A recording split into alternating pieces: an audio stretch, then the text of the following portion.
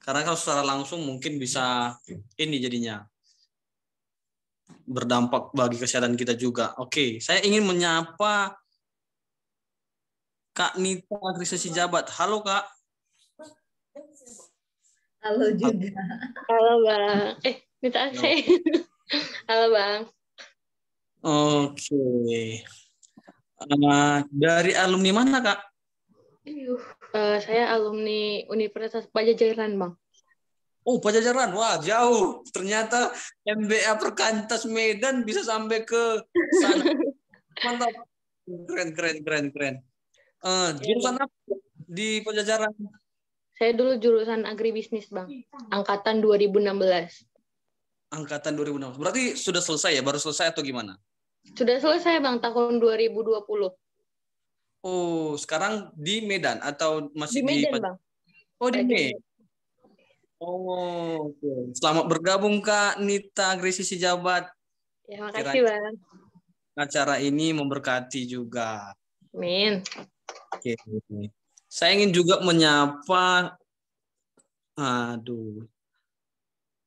masih kita yang masih di sini ya. Saya mau berbagi lah, kalau sebelum semua masuk nih kan, menunggu teman-teman yang mungkin ada dalam perjalanan, ataupun masih ada yang menuju ke kos atau ke rumah. Akhir-akhir ini kita lihatlah cuaca ini hujan yang satu harian pagi ke malam, malam ke pagi gitu kan. Dan meningkatnya pandemi ini yang sangat begitu cepat. Nah, di samping itu kita juga harus bisa memimpin diri kita sendiri. Sama mental kita tetap sehat dan selalu kuat. Nah, saya ingin berbagi sebelum kita masuk ke acara kita. Beberapa hari yang lalu kita kan dilanda hujan nih.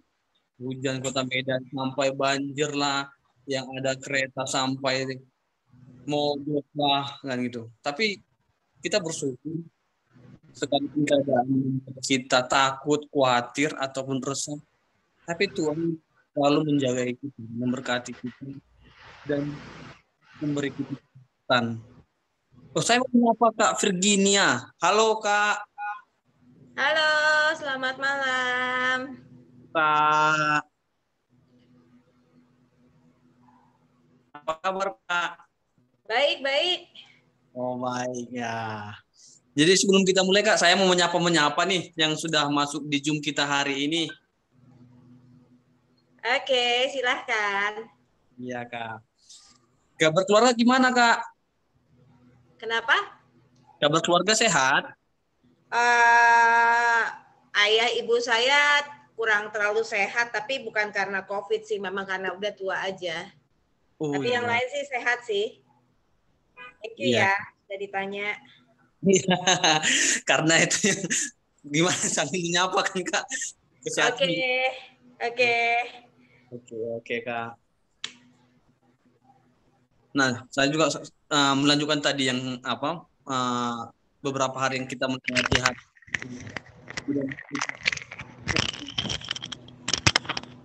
Ya bersyukurlah kita masih dikasih sehat, kesempatan semuanya. Bekerja baik mahasiswa yang masih di kesempatan untuk menggunakan sesuatu. Nah, kita baru masuk.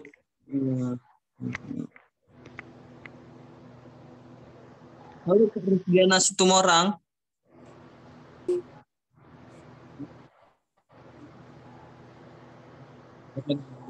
Oke. Baiklah teman-teman yang sudah hadir dan memberi dan waktu di kesempatan di acara MBA. Karena di acara ini kita mendapatkan hikmat, karunia, dan anugerah dari Kak Virginia yang akan membawakan nanti sebagai narasumbernya, dan yang akan kepada MC untuk acara selanjutnya. Mungkin itu dari saya, salam dari saya dan Saragi. Terima kasih. Terima kasih Bang Dani Saragi. Oke. Salam.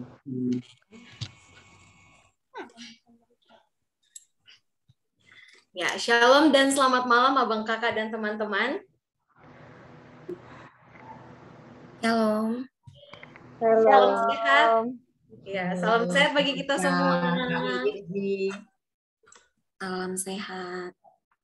Apa kabar kakak, abang, dan teman-teman? Apakah semuanya dalam keadaan sehat? Sehat, sehat. Alhamdulillah. Iya. Puji Tuhan, kita semua dalam keadaan sehat ya.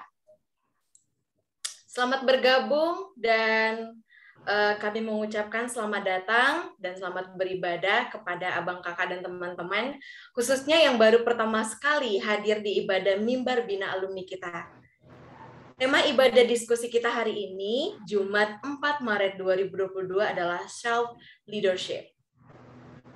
Oke, abang kakak dan teman-teman, dalam benak abang kakak dan teman-teman, menurut abang kakak apa sih self leadership itu? Boleh ketikkan dalam kolom komentar.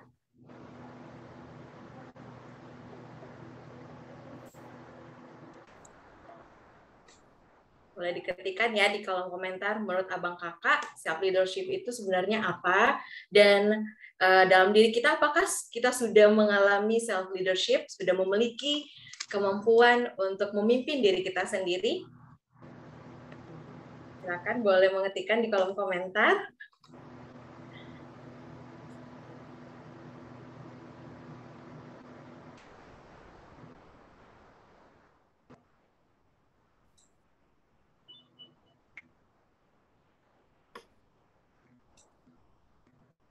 Ya, masih menunggu?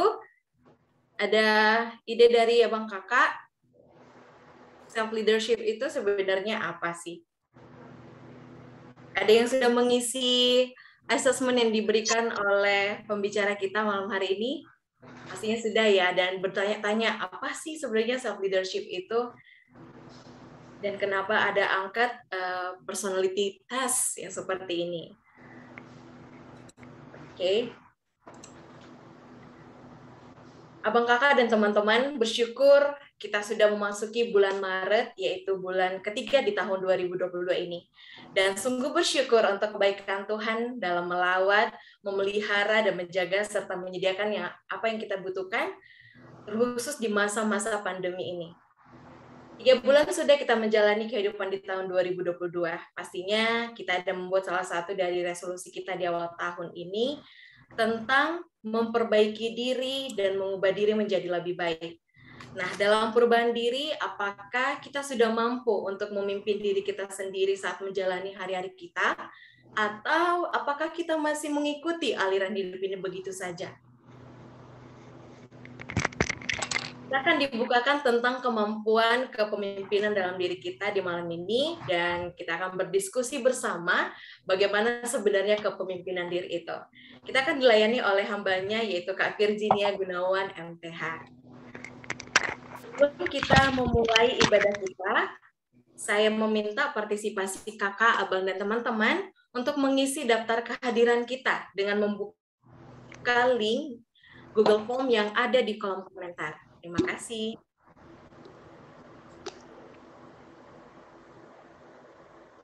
Saat ini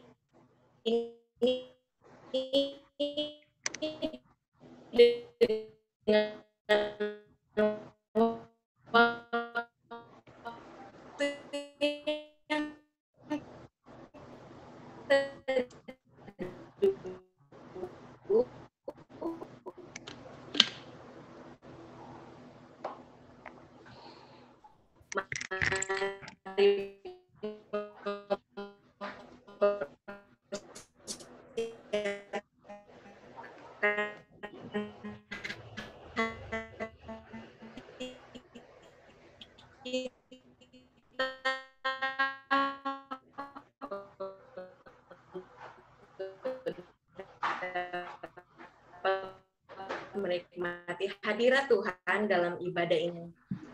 Mari berdoa secara pribadi kepada Tuhan. Saat teduh dimulai.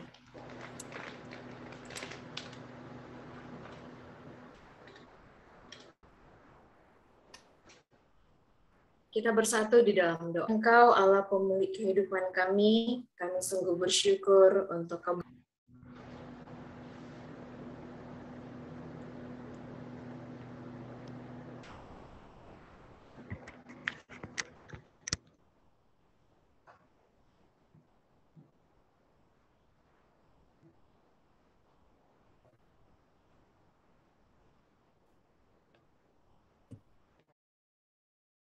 Maaf Abang Kakak, mohon maaf, jaringan MC kita kurang bagus. lewat ibadah pada malam hari ini. Terima kasih Tuhan, kami bersyukur dan kami rindu Roh Kudus Tuhan yang memimpin kami serta mengurapi setiap peserta yang hadir pada malam hari ini. Kami serahkan ibadah ini ke dalam tangan pengasihan Tuhan, di dalam dan melalui anak-Mu Yesus Kristus kami berdoa dan mengucap syukur. Amin.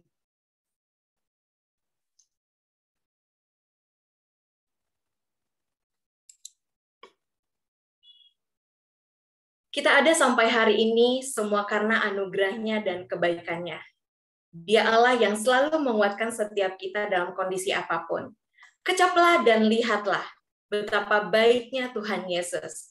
Mari rasakan dan nikmati indahnya kasih setia Tuhan dalam hidup kita. Dia yang selalu mengasihi dan memelihara kita. Kita bernyanyi bersama-sama dengan penuh sukacita, kecaplah dan lihatlah.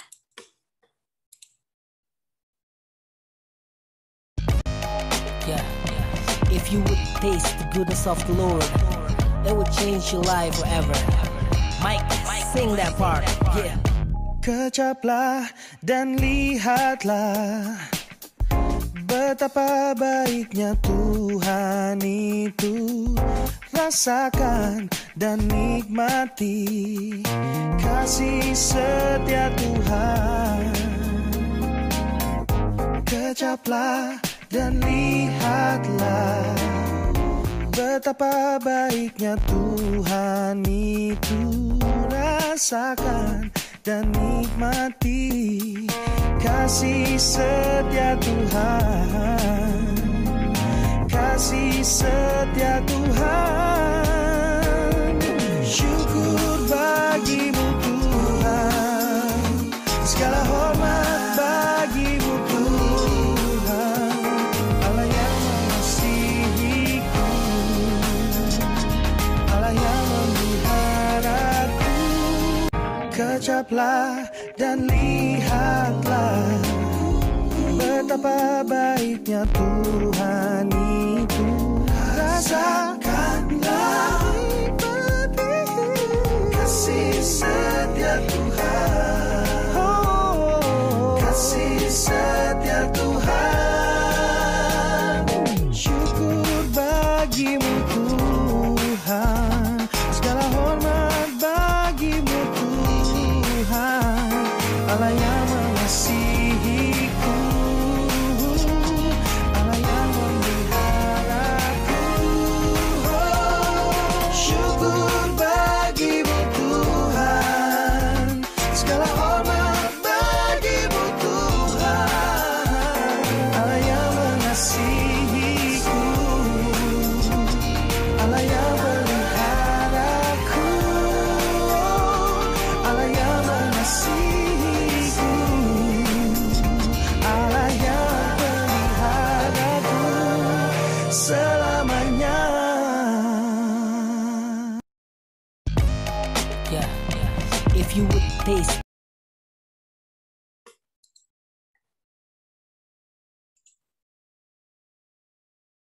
Dialah tetap Allah, sang pemilik hidup yang terus menguatkan, meneguhkan, bahkan menuntun hidup kita. Betapa dahsyat Engkau Tuhan. Tak terselami isi pikiran Tuhan, tak terukur panjang kasih setianya dulu, sekarang, dan sampai selamanya.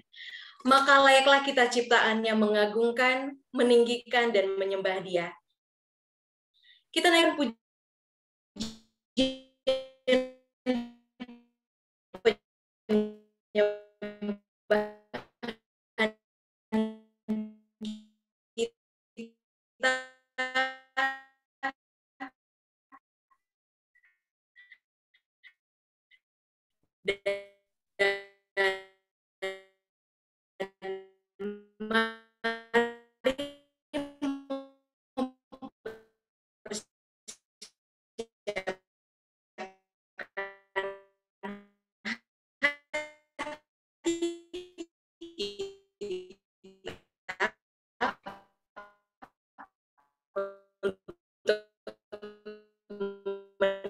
mendengar perenungan firman Tuhan.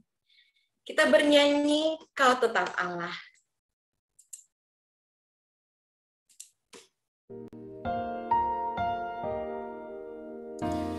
Betapa dahsyat Engkau Tuhan, pencipta segala yang ada, dulu sekarang sampai selamanya.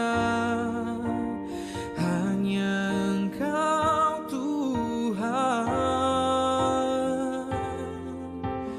tak terselami pikiranmu, tak terukur panjang setiamu, dulu sekarang sampai selamanya. Hanya Engkau Tuhan, ku sembah Engkau Yesus. Hanya Engkau Allah di hidupku,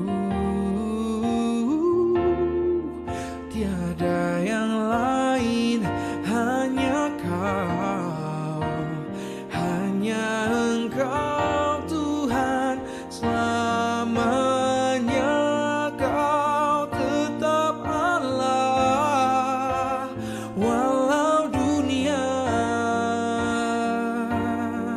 semua bergoncang, tak tergoyahkan, Kau tetap Allah.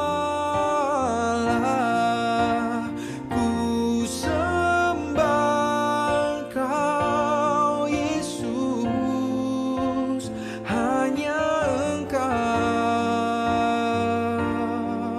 Allah di hidupku, tiada yang lain, hanya Kau, hanya Engkau Tuhan, selamanya Kau tetap Allah, walau dunia semua bergoncang, tak tergoyahkan, Kau tetap Allah.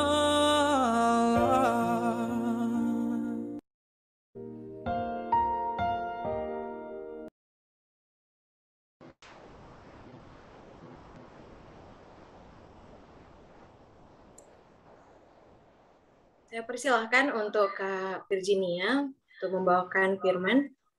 Oke, thank you Erika. Ya, yuk teman-teman kita bersatu hati dulu, kita sama-sama berdoa, minta pimpinan Tuhan. Tuhan Allah Bapa di surga, terima kasih kalau malam ini bisa ketemu dengan sahabat-sahabat baru ataupun juga yang sahabat yang pernah bertemu beberapa waktu yang lalu. Dan malam ini ya Tuhan, kami sungguh memohon kasih karunia Tuhan boleh memimpin hamba-Mu ini, bisa men-sharingkan sesuatu yang boleh mengubah, boleh menegur, boleh mengintervensi hidup kami masing-masing supaya kami bisa menjadi orang-orang yang memiliki kepemimpinan terhadap diri kami ya Tuhan. Hanya di dalam nama Yesus kami berdoa. Amin. Saya coba share dulu screen ya. Ya. Oke, Kak.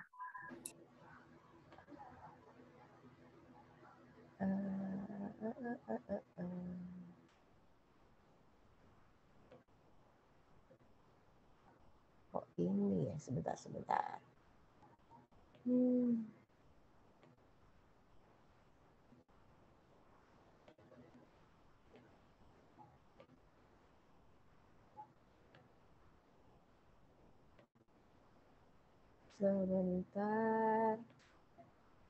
Oke.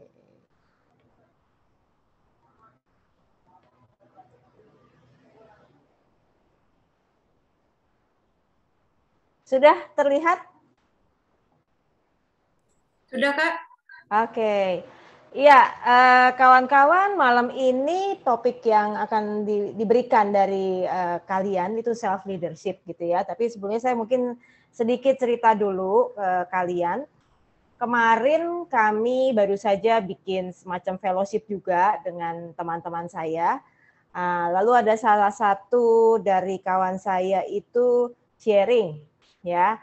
Dia kebetulan adalah juga seorang hamba Tuhan di sebuah gereja rintisan, ya gereja kecil banget. Lalu dia bercerita bahwa dia dipercaya banyak hal, tapi sekaligus dia bersyukur selama pandemi ini punya kesempatan belajar berbagai hal yang dia pikir nanti dia akan bagikan lagi kepada teman-teman atau kepada orang-orang yang dia bina di gerejanya.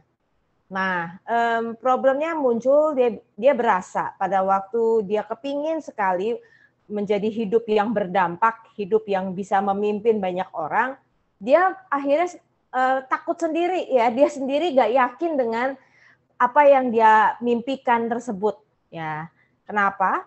Karena dia menemukan ternyata banyak juga gitu ya orang-orang di sekitar dia yang sebenarnya punya kualitas bagus sekali, tapi ternyata pada waktu dia mau menerapkan sesuatu perubahan-perubahan di tempat komunitas yang dia ada, yang terjadi malahan komunitasnya tutup gitu ya. Lalu dia takut sendiri, dia bilang apalagi ditambah saya ini orangnya kurang bisa berelasi ataupun bercakap-cakap dalam sama orang gitu. Apa bisa ya saya kira-kira membimbing, menggembalakan komunitas di mana dia dipercaya gitu ya. Nah, teman-teman, kira-kira kalau ada orang bercerita seperti itu, saya pengen dapat ini ya, dapat insight dari teman-teman semua. Kira-kira kalau teman-teman akan memberikan komentar apa atau beri saran apa? Saya lempar dulu sama teman-teman, silahkan boleh teman-teman coba sharingkan jawaban teman-teman di komentar ya.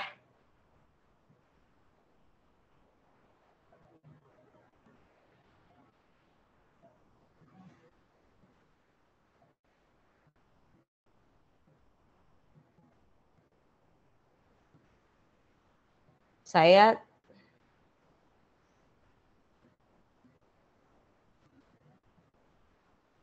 bentar.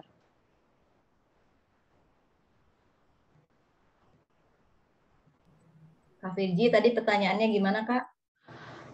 Kira-kira kalau ada seseorang yang bercerita seperti itu sama kalian, kalian akan mengomentari apa pada waktu dia sharing, dia pengen punya hidup yang berdampak, bisa memimpin satu komunitas, tapi dia sendiri merasa ragu. Kira-kira apa yang akan kalian ngomong terhadap orang ini?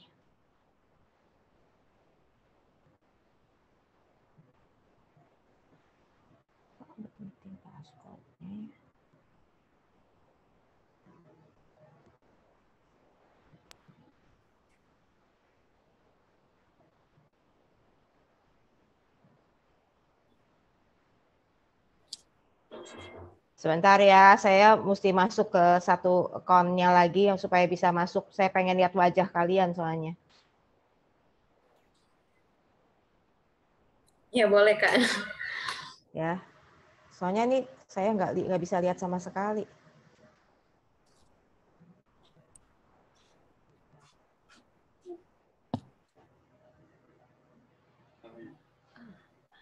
Ada yang sudah menuliskan? Saya belum sempat lihat nih, belum bisa lihat.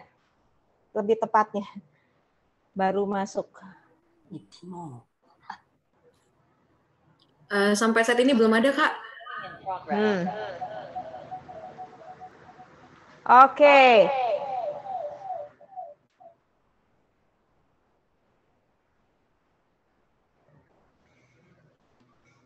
Bingung mungkin ya. Ini gimana ya? Sebentar. Oke,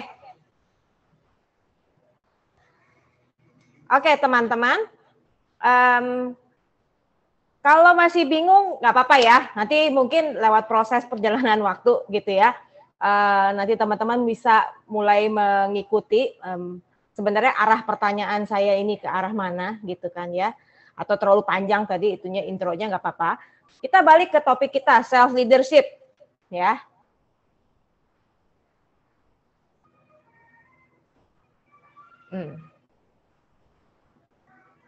Oke, nah ini definisi daripada self leadership-nya. Teman-teman bisa melihat di sini self leadership adalah praktek yang secara intensional gitu ya, berusaha mempengaruhi pola pikir, perasaan dan perilaku dikaitkan dengan tujuan ya.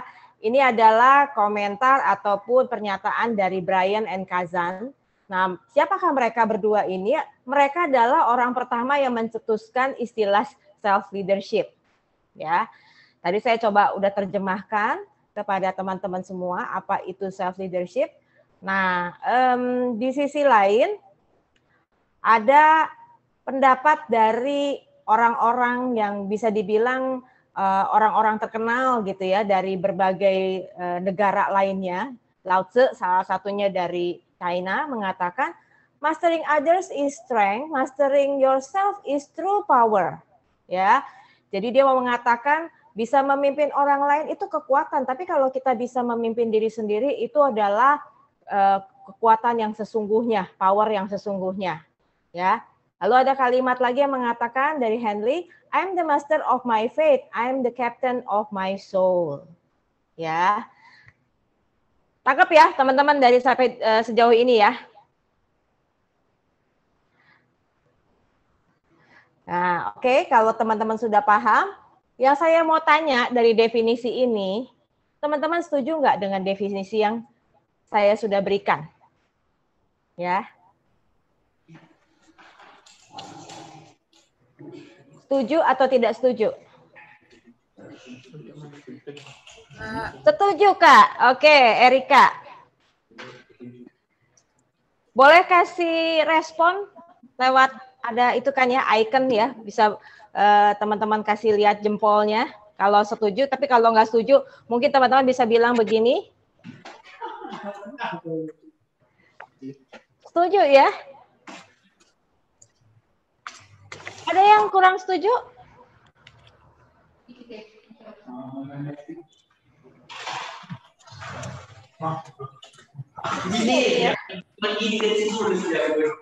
Oke, ya.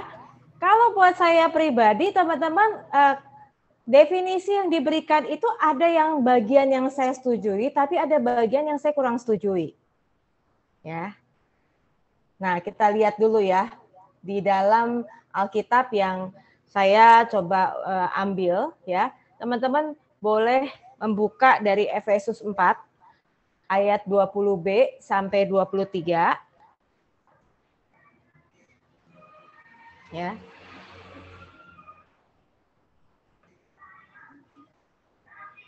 Boleh minta Erika tolong membacakan.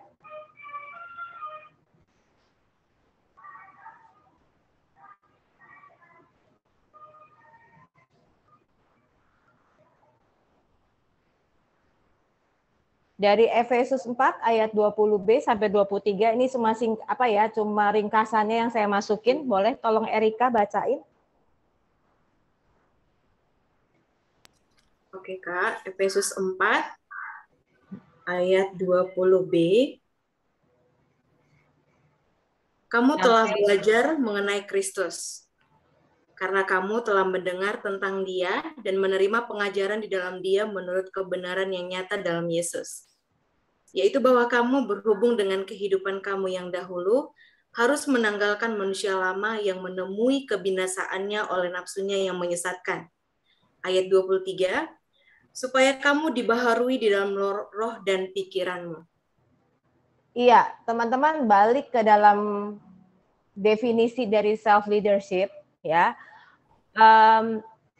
Lewat firman Tuhan yang baru saja kita baca ya, saya setuju dalam arti bahwa harus ada proses yang kita ubah ya di dalam pola pikir kita, perasaan kita dan perilaku kita ya. Nah, Tetapi yang menjadi masalah buat saya, proses mengubah pola pikir, perasaan, dan perilaku itu, objektifnya bukanlah datang dari diri kita sendiri. Jadi saya tidak terlalu setuju khususnya dengan definisi yang diberikan oleh Henley, ya, yang dia mengatakan I am the master of my fate, I am the captain of my soul. Ya, jadi bagian ini kalau buat saya pribadi ketika saya lihat gitu ya bicara soal self leadership yang dicoba ditawarkan di masyarakat di dunia saat ini adalah kemampuan kita gitu ya, kita yang dianggap mampu bisa mengubah diri kita ya supaya apa yang kita lakukan sesuai dengan goal yang kita punya ya. Tetapi kalau Alkitab bicara tadi, betul kita harus mengubah, tetapi dalam Alkitab ini juga dikatakan bahwa yang bisa mengubah itu atau yang tujuan yang nantinya mau kita lakukan adalah kembali kepada pengenalan kita kepada Kristus. Ya. Lewat pengajarannya kita bisa melihat perbandingan sebenarnya apa sih yang harus kita kejar di dalam hidup ini, goal apa yang memang kita mau lakukan ke depannya. Nah, sehingga saya mencoba menyimpulkan bahwa lewat Efesus 4 ayat 20b sampai 23 ini dikatakan kita itu harus mengenal dan belajar kepada Kristus supaya lewat kita kenal dan belajar kepada Kristus kita menanggalkan manusia lama kita dan dibaharui di dalam pikirannya ya dan di dalam rohnya ya. Jadi tujuannya itu harusnya berubah juga. Tujuannya bukanlah tentang diri kita tetapi tujuannya diselaraskan dengan apa yang Kristus mau. Jadi teman-teman hati-hati juga ya ketika kita ngomong self leadership, kita perlu punya satu konsep yang jelas nih sebenarnya self leadership yang seperti apa. Kalau self leadership-nya itu sama seperti yang diajarkan di tengah dunia, pada akhirnya kita jadi terjebak kepada kemungkinan ya, jadi humanisme gitu ya, yang mengatakan ya apapun itu kamu sanggup, kamu yang menentukan arah hidupmu, kamu yang jadi kapten. Karena di dalam hidup kita sesungguhnya kapten itu kan bukanlah kita pribadi, tetapi kapten sesungguhnya dalam hidup kita harusnya Kristus. Ya, sehingga saya akhirnya mencoba mencari perbandingan tentang self leadership ya dari salah satu Christian life coach namanya Scott Brass yang mengatakan ternyata ya sejauh mana iman kita, kedalaman iman kita dan keyakinan kita pada Kristus yang akan menentukan seberapa sehat self leadership kita. Ya. Bagaimana konsep kita terkait dengan relasi dengan Tuhan dan bagaimana kita memanage itu akan sangat mempengaruhi kepada pola kita memimpin. Ya. Jadi ini saya perlu tegesin dulu dari sejak awal supaya pada waktu nanti kita bicara perubahan pola pikir, emosi maupun nanti perilaku, itu semuanya nantinya pada akhirnya tujuan goal akhirnya adalah apa sih kehendak Kristus, apa sih kehendak Tuhan. Bukan berdasarkan maunya kita, goalnya kita. Ya, gitu dulu. Oke, kita lebih lanjut dulu.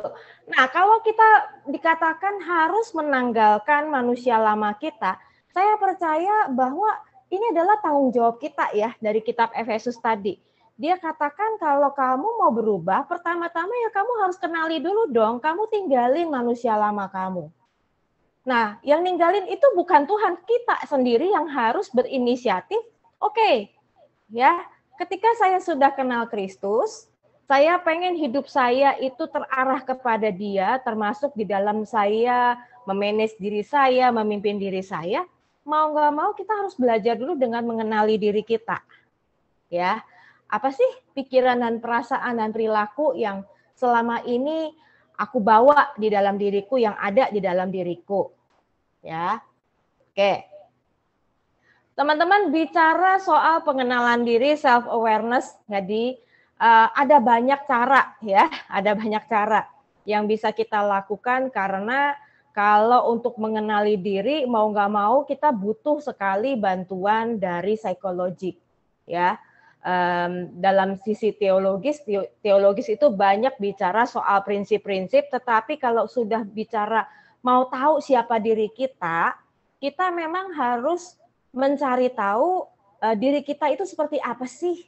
Apa sih kelebihan kita, apa kekurangan kita, apa yang mungkin pernah jadi trauma dalam hidup kita yang ternyata berefek kepada hidup kita, gitu ya. Nanti dari situ baru kita bisa bandingkan apa kata Tuhan, apa sih yang seharusnya kita lakukan ketika kita sadar kita tuh masih bawa nih kecenderungan manusia-manusia lama. Nah, malam ini saya nggak mau pakai alat tes apapun dari psikologik, tapi saya lagi coba ajak teman-teman dengan memintas ya, karena kita waktunya nggak banyak, dengan satu cara. Nah, ini saya baru belajar juga gitu ya, cara ini. Ada satu terapi atau saya ambil dari terapi narasi ya. Judulnya adalah People on My Bus. Ya, People on My Bus. Untuk kita kenali siapa diri kita. Apa maksudnya People on My Bus? Di sini saya mau bilang, teman-teman pernah ya, mungkin selama pandemi ini tetap dilakukan sih ya. Mungkin kalau yang pas pergi kerja, dulu kuliah juga pernah ngalamin harus ngantri di halte bus. Ya, pada waktu ngantri gitu kita nungguin bus, kita lagi menantikan nomor yang rasanya bus yang tepat yang nanti kita mau naiki mau pergi ke suatu tempat. Ya. Nah, alat tes ini sebenarnya mau mengajak kita. Dia mengatakan hidup kita itu seperti bis. Diri kita itu seperti bis. Di dalam diri kita itu kita punya banyak kecenderungan yang kita bawa. Ya. Jadi misalnya kalau dalam sini saya pakai contohnya diri saya sendiri ya. Saya nggak mungkin ambil dari orang yang saya layani. Saya akhirnya putuskan saya ambil dari diri saya sendiri. Misalnya saya ketika saya mencoba mengenali diri saya, salah satu kelebihan yang buat saya akui gitu ya, saya adalah seorang yang pendengar yang baik ya. Saya kasih istilah namanya I'm a good listener, VG ya. Ini nama singkatan saya yang saya dapatkan ketika saya kuliah di STTRI gitu ya. Terus juga hal kedua ternyata saya juga mengakui bahwa saya orangnya caring loh, saya orangnya peduli. Ya, ini contoh aja ya teman-teman, saya sebutin 3 aja gitu. Jadi mungkin teman-teman nanti bisa menemukan berbagai karakter di dalam diri kalian gitu ya. Lalu saya ternyata juga menemukan saya adalah pribadi yang belum bisa menerima diri saya secara utuh ya. Nah, si karakter-karakter ini sebenarnya lagi duduk menunggu apakah dia diperbolehkan nggak, apakah dia boleh nggak masuk ke dalam bus yang merupakan representasi simbol dari diri saya sendiri. Kenapa teman-teman tujuannya seperti ini? Supaya pada waktu kita bilang, oke saya menemukan diri saya seperti ini, misalnya ada 20 karakter lah ya. Teman-teman yang menentukan apakah karakter ini benar nggak saya terima bahwa iya, saya itu memang punya karakter seperti ini. Ya. Nah, menarik ketika saya coba terapin itu, saya akhirnya menemukan, teman-teman, betul-betul saya menemukan, oh ya ternyata ada nih sisi-sisi di dalam diri saya, ya, unacceptance Gina. Kenapa saya pakai nama Gina? Ini adalah nama kecil saya pada waktu saya masih kecil. Nah, itu saya temukan ketika saya ingat-ingat lagi peristiwa apa yang terjadi di dalam kehidupan saya. Ya. Saya merasa ternyata di tengah keluarga saya punya sedikit banyak trauma di dalam hidup saya yang akhirnya saya akui gara-gara saya tidak bisa menerima diri saya, seringkali yang muncul adalah saya sendiri menjadi pribadi yang insecure, pribadi yang kurang bisa mengasihi diri saya sendiri. Ya, jadi ini salah satu hal yang teman-teman bisa kerjakan untuk bisa mengenali diri. Cara yang paling simpel adalah coba teman-teman list ya. Mungkin teman-teman pernah lakukan lah, apa sih yang menjadi kelebihan, apa yang menjadi kekurangan. Nah, teman-teman list semua istilah-istilahnya apa, lalu teman-teman kayak melakukan self-talk di dalam diri kalian. Teman-teman boleh mengatakan sama pribadi tersebut, oke, kamu boleh naik ke atas bus saya. Ya, tapi kamu mau ditaruh di mana? Misalnya pada waktu saya menemukan saya unacceptance Gina, saya merasa antara suka dan nggak suka. Istilahnya saya pikir saya sudah konseling, saya sudah dibina sedemikian lama, kok ternyata saya masih ada ya nih sisi ininya gitu ya. So, tapi akhirnya saya bilang, oke deh, memang itu kenyataannya ya, saya terima diri saya seperti itu, oke kamu naik. Saya taruh kamu misalnya di kursi paling belakang, tapi kamu tetap menjadi bagian diri saya. Ya. Nah, ini salah satu cara sederhana yang teman-teman bisa lakukan ketika pengen mengenali siapa sih diri saya. Ya. Oke. Nah, sampai di situ dulu, teman-teman. Saya mau sekarang teman-teman coba, saya nggak tahu di depan kalian ada kertas, ada bolpen nggak ya? Kita coba praktek yuk, people on my bus-nya. Coba teman-teman tuliskan karakter-karakter apa aja sih yang merupakan diri kalian, ya. Itu boleh berupa sifat, boleh itu berupa kemampuan, ya. Kalian mampu apa gitu kan ya. Jadi coba kalian lihat yang positif-positifnya juga ditulis, tetapi juga kalau kalian menemukan, oh ternyata saya orangnya pencemas, atau saya orangnya mudah panik, ya teman-teman coba dialog, betul nggak saya seperti itu? Kalau iya, boleh nggak dia naik ke dalam diri saya, atau masuk ke dalam diri saya? Ya, silahkan teman-teman. Ya, saya beri waktu 1 menit aja ya, karena ini praktek. Nanti sesudah ini kalau kalian mau lakukan sendiri boleh.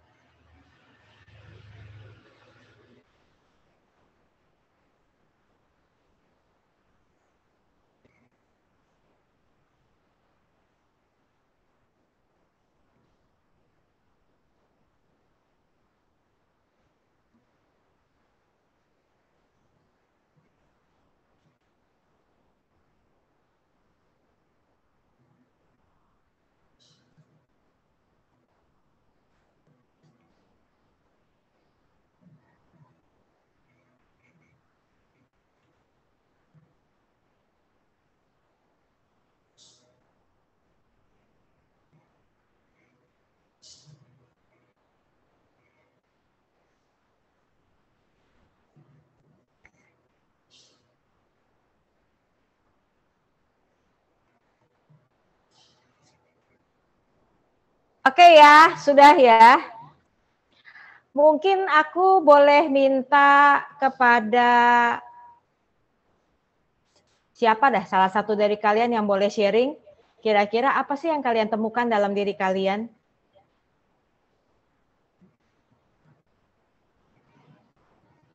Karena di layar saya adanya Dani Saragih. Bolehkah Dani Saragih berbagi? Karena dia salah satu orang yang menyapa saya waktu pertama kali saya masuk ya. Boleh saya dapetin sharing dari Dani Saragih. Oke, Kak. Oke, makasih.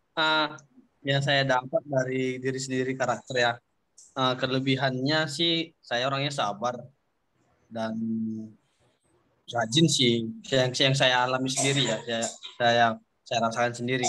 Nah, kekurangan dari karakter saya ini satu ada rasa cemas atau khawatir gitu dan memiliki rasa emosional ketika menghadapi masalah yang besar gitu.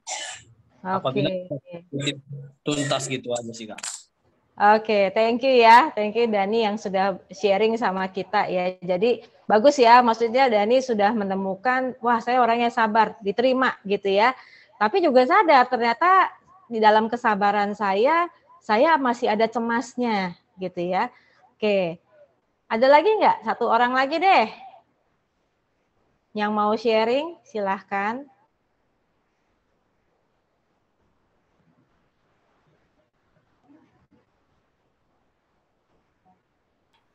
Halo. Halo. Ya, ini saya Herlita. Oh, ya, silahkan Herlita kalau mau berbagi. Iya, yang saya rasakan di dalam diri saya ada sisi positifnya. Saya pendengar yang baik, saya cukup disiplin, penyabar, tapi di sisi lain mungkin ini negatif. Saya orangnya mungkin agak perfect ya, harus perfect. Lalu bekerja itu harus tuntas sehingga kadang-kadang tim saya tidak bisa mengikuti. Lalu berikutnya saya gampang percaya. Artinya ketika saya coba memberikan sesuatu arahan kepada tim saya yakin mereka bisa. Namun pada waktunya ternyata tidak gitu. Sehingga artinya saya merasa yang lain juga bisa seperti saya. Kira-kira begitu Mbak Virgin. Oke, thank you Herlita buat sharingnya ya, butuh keberanian juga ya cerita di antara teman-teman semua gitu ya. Oke, nah teman-teman itu salah satu contohnya, saya yakin teman-teman sudah mulai menemukan kalau itu sifatnya adalah perasaan ya kita terima aja gitu ya sebagai perasaan itu sesuatu yang netral, bukan sesuatu yang salah. Ya, yang mungkin kita perlu benahi adalah baik tadi kalau Dani maupun Herlita adalah pola pikir yang melatar belakangi munculnya perasaan tersebut. Ya. Nah, ini yang tadi dikatakan ketika kita belajar mulai menanggalkan, ini teman-teman sudah mulai praktek menanggalkan ya, ini saya nih kayak begini gitu ya.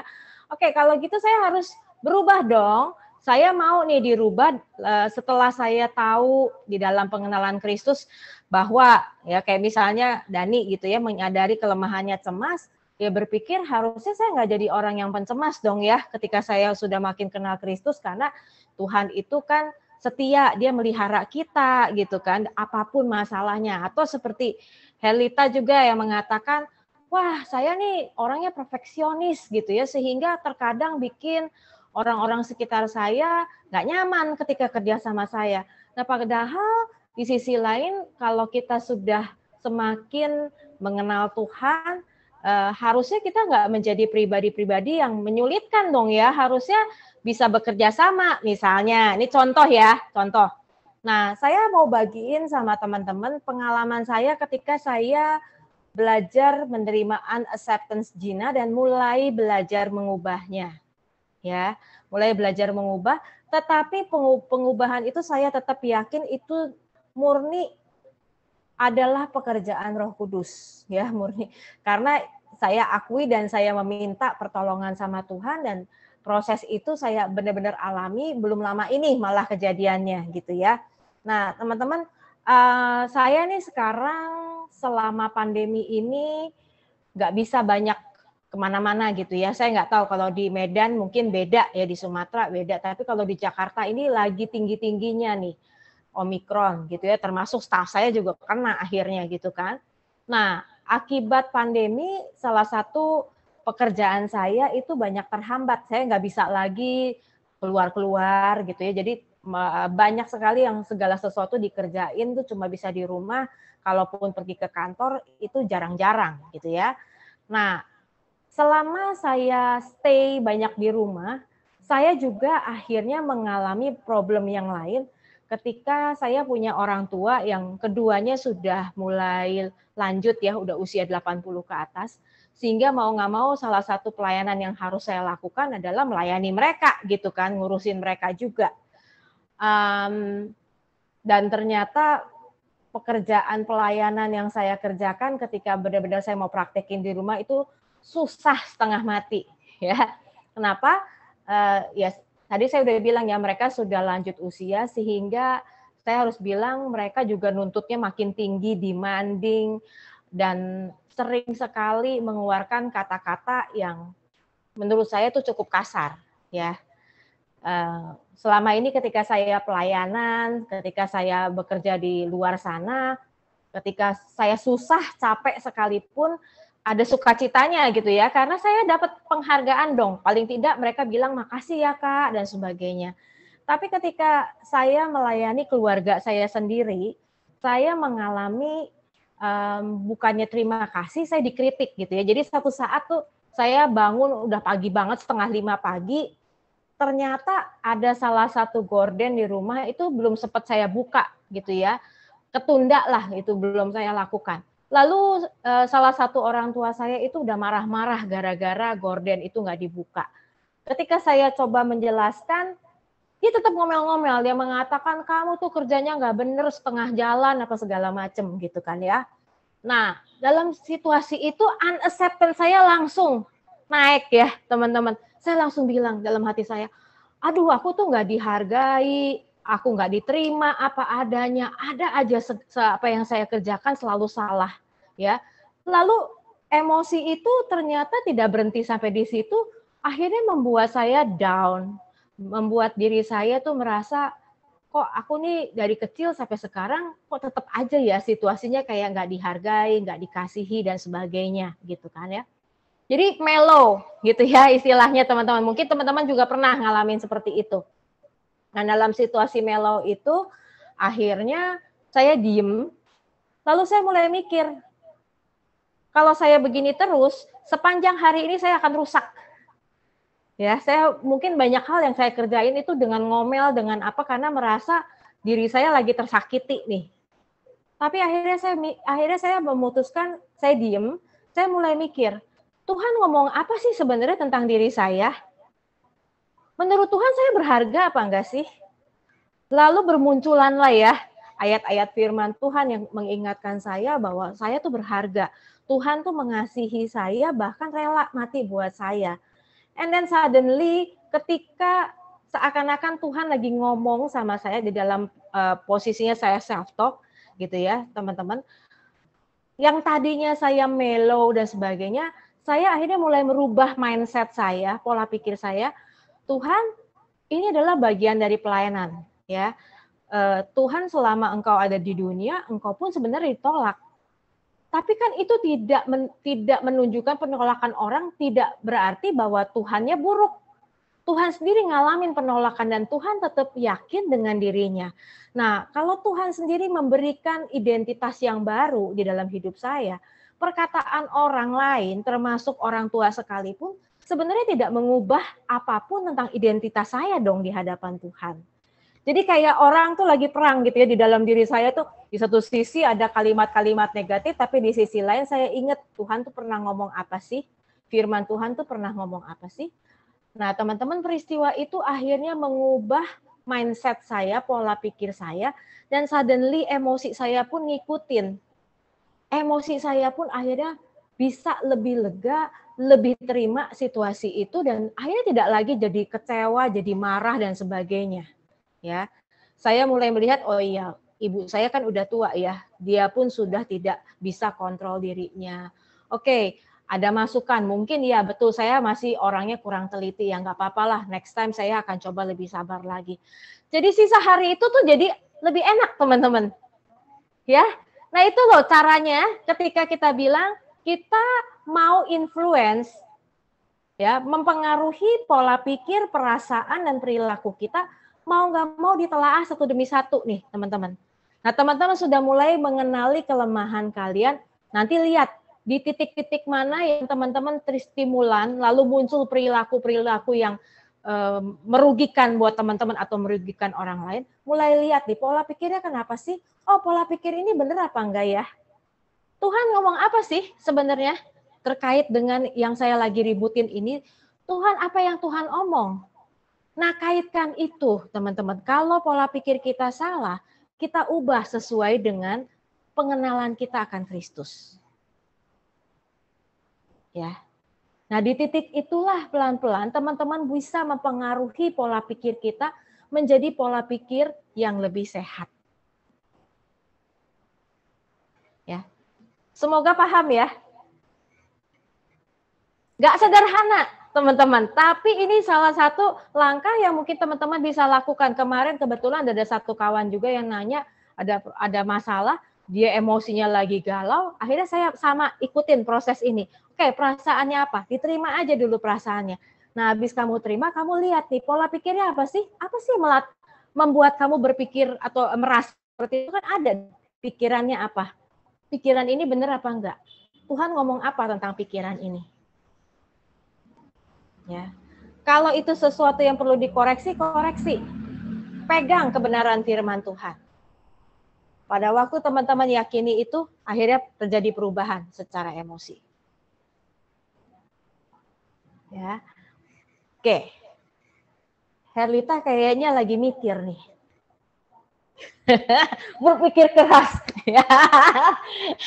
Boleh ya, nanti kita pas tanya jawabnya aja ya, baru kita bahas lagi. Nah, itu langkah pertama, teman-teman. Oke, sekarang kalau bicara soal objektifnya apa sih goal kita di dalam hidup, ya.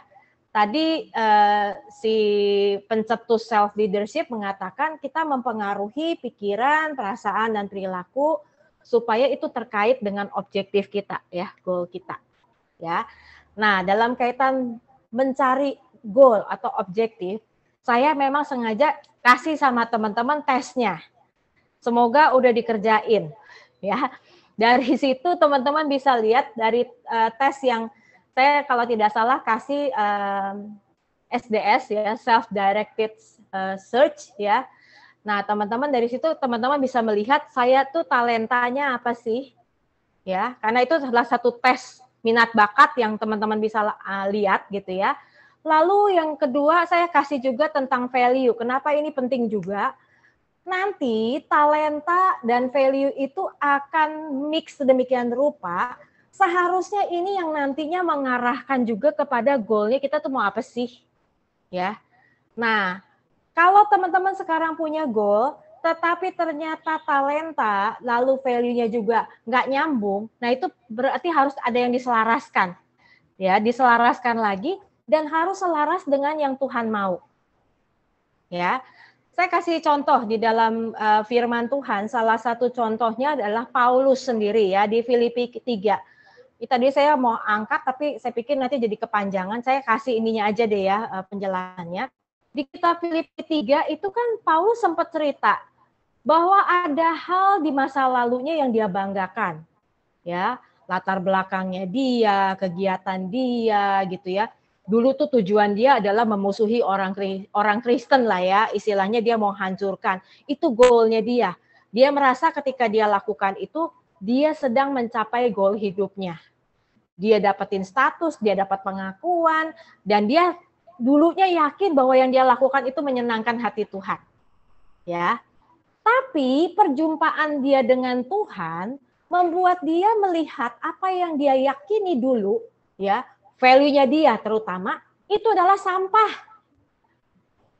Gak ada bagus-bagusnya, ya.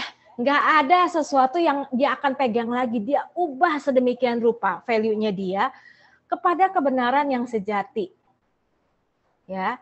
Sehingga dalam Filipi 3 itu, seingat saya di ayat 13 atau 14 ya, dia mengatakan, aku melupakan apa yang sudah di belakangku dan aku mengarahkan diriku terhadap apa yang ada di depanku.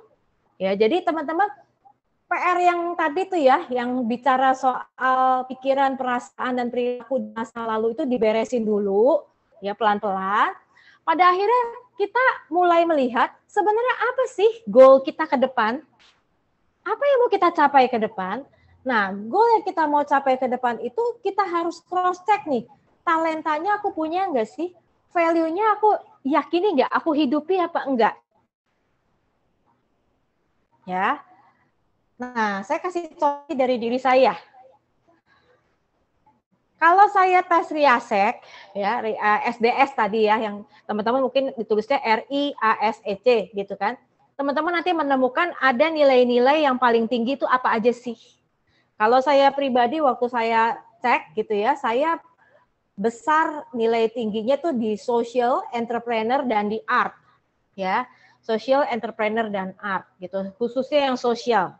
Ya, artinya saya memang sangat suka ketika harus berinteraksi sama orang, harus menopang orang, menolong orang untuk upgrade dirinya, gitu kan ya. Saya suka sekali, dan entrepreneur apa kaitannya? Nah, salah satu yang memang akhirnya saya lakukan, saya merintis pelayanan saya nih yang saya sebut sebagai puzzle, ya. Nah, lewat rintisan saya ini, saya mencoba memberikan dampak, memberikan efek kepada orang-orang sekitar saya. Ya, artnya ada nggak?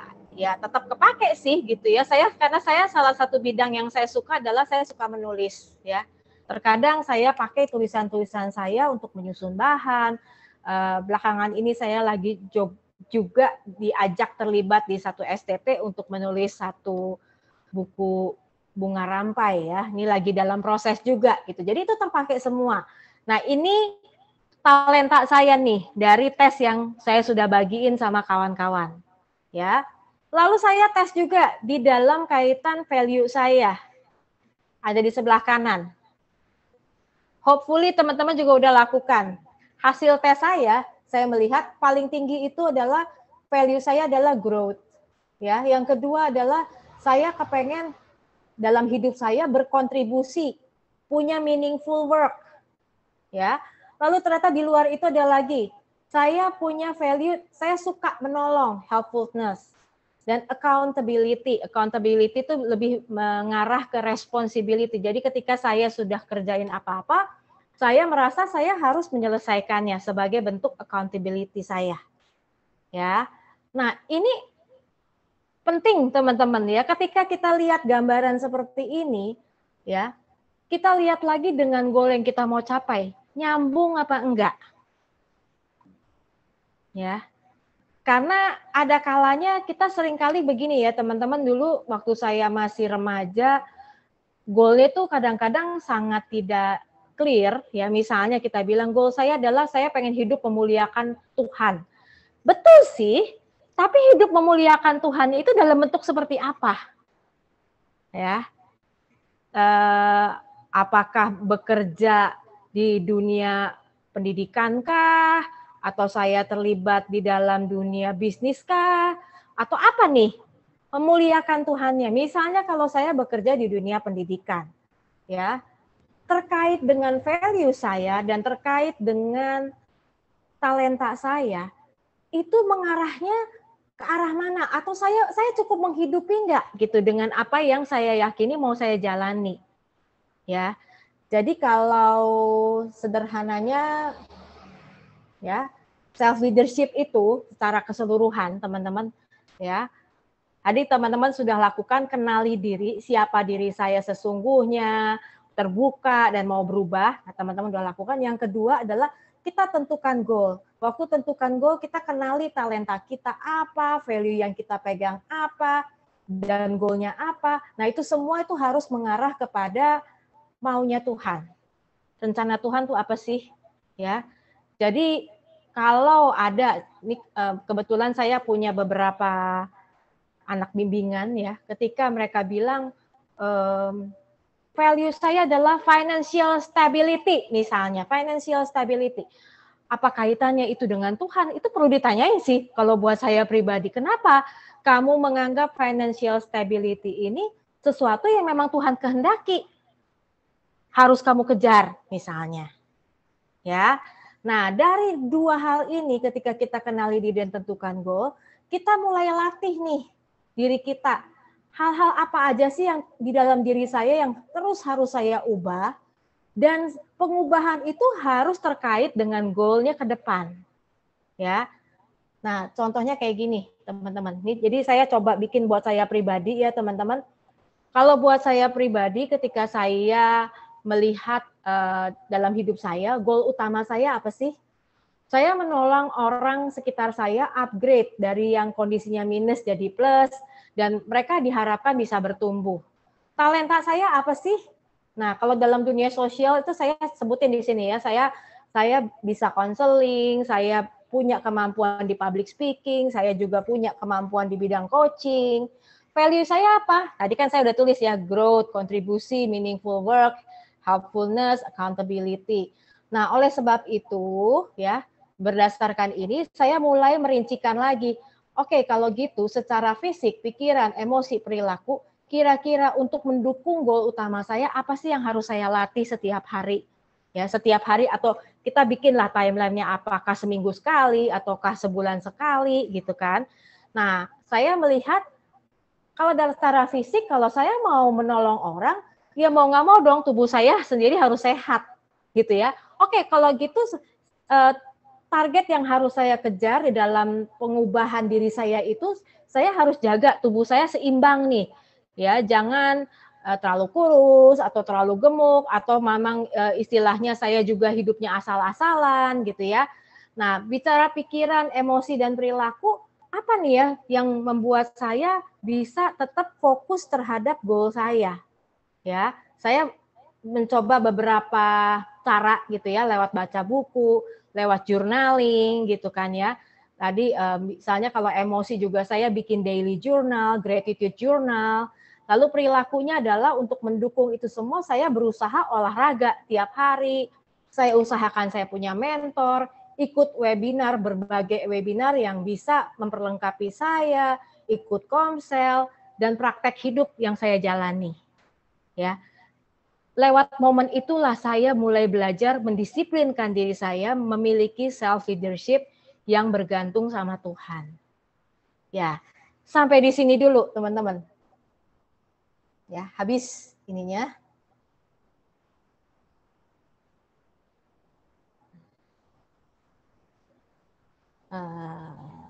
Bentar, ini kemana ya caranya? Oke.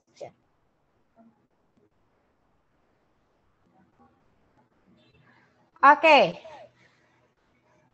Saya pikir sampai di situ dulu. Teman-teman silahkan kalau ada yang mau bertanya, berkomentar. Karena diskusikan ya. Iya. Makasih Kak Virginia buat pemaparannya. Oke, baik Abang Kakak dan teman-teman. Nah, kita sudah mendengarkan firman Tuhan dan juga pemaparan tentang kepemimpinan diri atau self leadership. Dan kita masuki ruang diskusi kita. Kepemimpinan diri adalah proses yang dilakukan untuk mempengaruhi, memotivasi diri, mengarahkan serta mengelola perilaku untuk mencapai tujuan yang diharapkan. Nah, buat Abang Kakak mungkin timbul berbagai pertanyaan bagi Abang Kakak. Boleh menghidupkan kamera dan mikrofonnya serta dapat mengetik pertanyaan pada kolom komentar kita. Bertanya langsung juga boleh ya? Ya, bertanya langsung. Hidupkan kamera dan mikrofonnya, Bang Kakak. Oke, Kak Virgi, sembari menunggu nih dari Abang Kakak lainnya, pertanyaan dari saya sendiri ada nih, Kak. Boleh, Rika. Iya, sebenarnya setiap orang itu sudah memiliki self leadership nggak sih, Kak? Tanpa kita sadari gitu.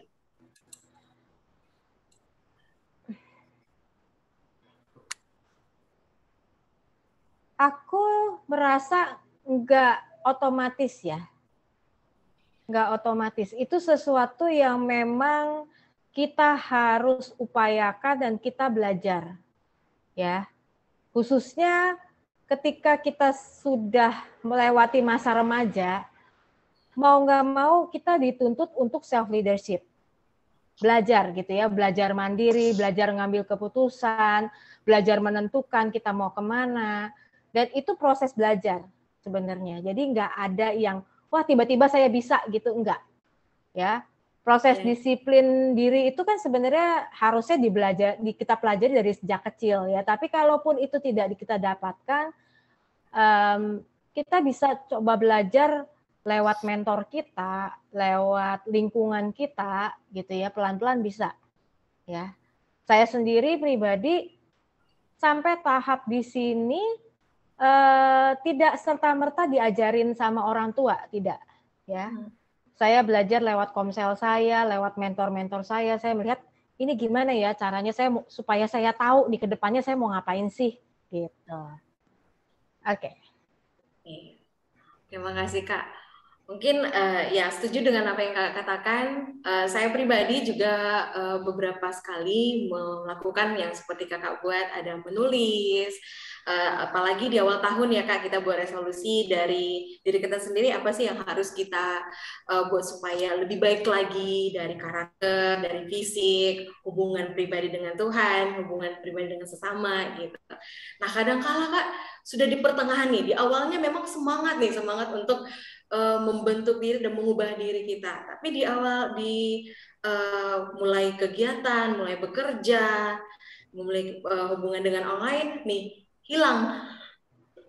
Nah itu dia hilang gitu. Jadi sebenarnya kita sudah menyadari aku harus ini nih melakukan apa yang jadi tujuanku, kan di awal tahun udah buat resolusi, harus ada dream list-nya juga, harus seperti ini.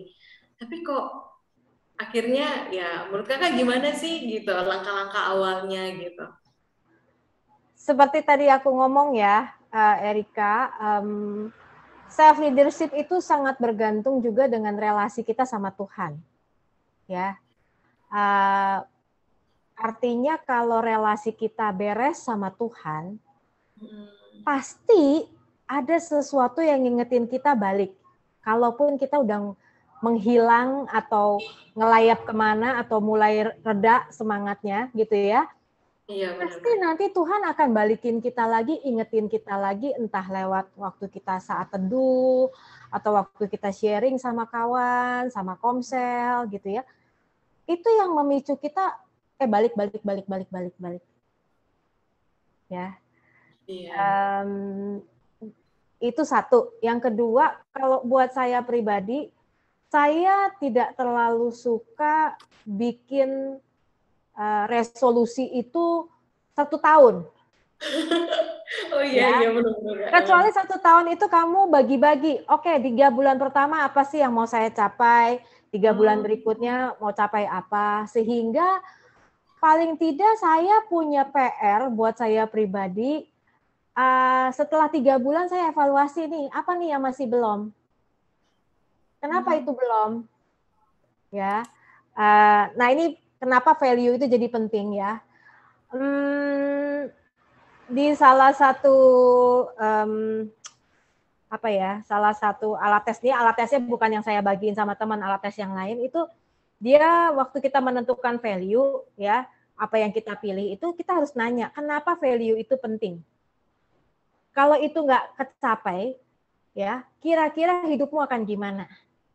Kita tentuin ini dari situ tuh, kenapa value itu penting. Oke, ketika kita makin ngerucut, oh iya memang itu penting. Nah, kita punya target nih, supaya saya menghidupi value saya, gitu ya, supaya saya menghidupi value saya, kegiatan apa sih yang harus saya lakuin? Ya, jadi targetnya tuh dibikin lebih kecil lagi. Misalnya, saya ketika mengatakan, saya hidupnya suka menjadi dampak buat orang lain ya. Ketika misalnya nih saya entah bagaimana 1 minggu itu ada momen di mana saya sibuk dengan kerjaan-kerjaan administrasi, tapi malahan tidak bersentuhan sama orang, saya akan lihat ini kenapa nih gue jadi sibuk-sibuk melulu dengan administrasi dan sebagainya. Lalu mulai melihat, wah aku mesti balik nih. Kan aku hidupnya pengennya menjadi berkat buat orang lain, pengen menolong orang lain. Lalu saya kadang-kala sengaja gitu, saya ngobrol sama Tuhan kira-kira siapa yang saya harus kontak nih. Saya ingin bertanya sama dia untuk kembali mengingatkan saya menghidupi value yang saya yakini itu. Ya. Jadi mungkin itu ya yang saya bisa bagiin. Oh, oke Kak, makasih Kak.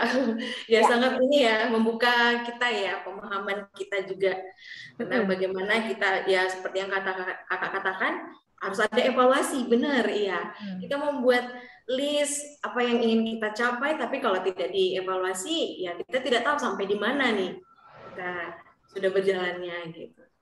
Okay. Ada pertanyaan Kak dari Bang Heri Saragi. Iya. Kak, ini pertanyaan dari saya. Dari dahulu saya mengenali diri saya dengan karakter kolerik sanguin. Dan tempat bekerja saat ini sangat membutuhkan ketegasan, disiplin dan keuletan. Namun dari segi pengendalian emosi masih sering jatuh bangun. duluan marah-marah baru sadar belakangannya gitu. Caranya mungkin kurang tepat. Bagaimana menurut Kakak untuk kondisi seperti ini ya Kak? Terima kasih Kak. Oke, saya coba jawab ya, Heri ya. Kalau tempat lingkungan kita semakin memberi ruang buat kita untuk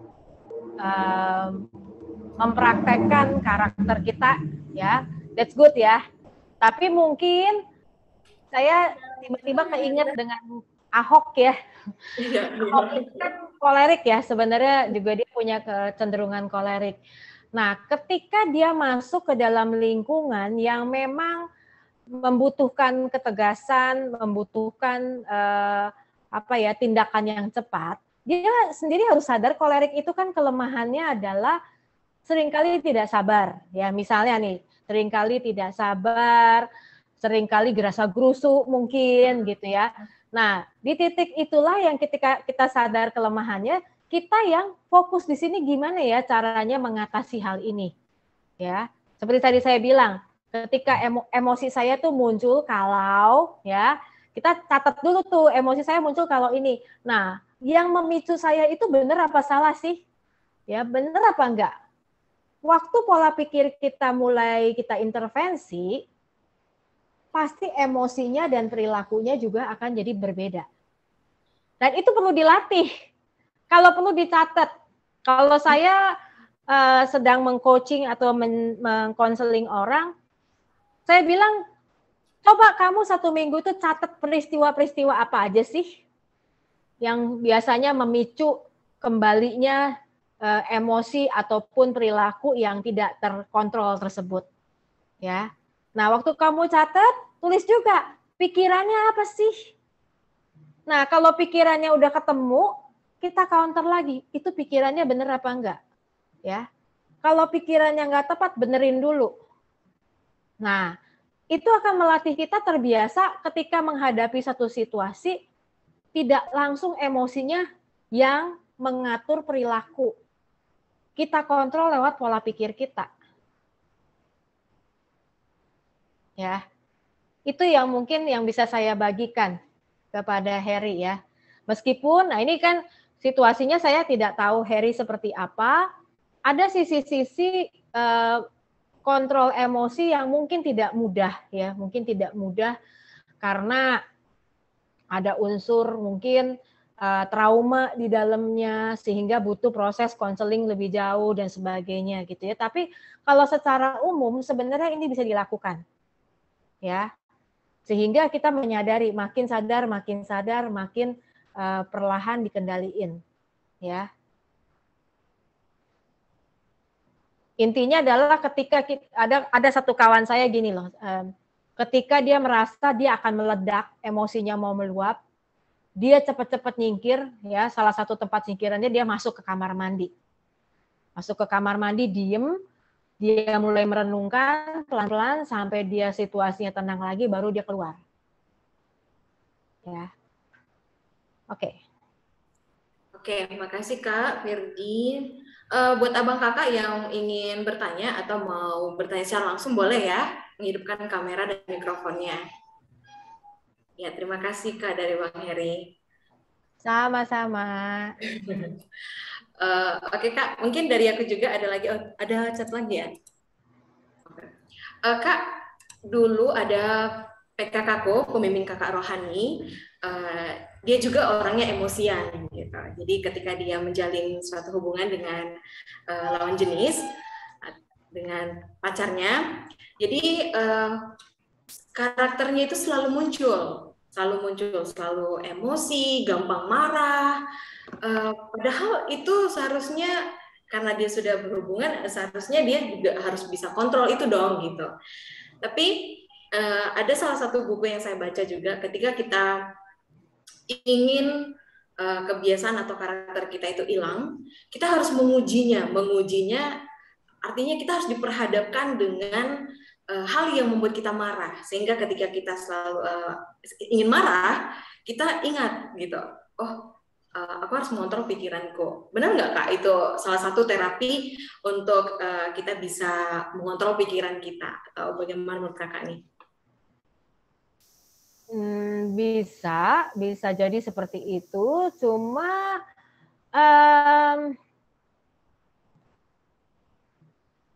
saya harus ini juga yang membukakan gitu ya. Karena ini bicara soal relasi, ya. Ya, kalau ternyata konfliknya itu seringkali muncul sama si pacar yang ini, kita perlu bertanya ulang lagi, aku orang yang tepat gak sih sama dia? Istilahnya kalau dengan orang lain tuh gak kenapa-napa, tapi kenapa kalau sama si pacar ini selalu jadi konflik, ya? Kemungkinan besar memang ada ketidakcocokan, ya.